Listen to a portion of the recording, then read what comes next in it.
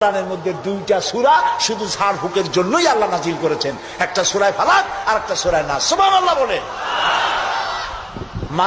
মানুষের ক্ষতি করতে পারে, জাদু টোনা করতে পারে, সেজন্য রাসূলুল্লাহ বলেছেন, লক্ষ্য করেন হাদিস, সূরা ফালাক সূরা নাস 3 বার পড়বে ফজরের পরে, 3 বার পড়বে রাতে শোয়ার সময়, পড়িয়া হাতের মধ্যে ফু দিয়া এই হাত দুটো মাথা থেকে শুরু করে শরীরের মধ্যে ডলে দিবে।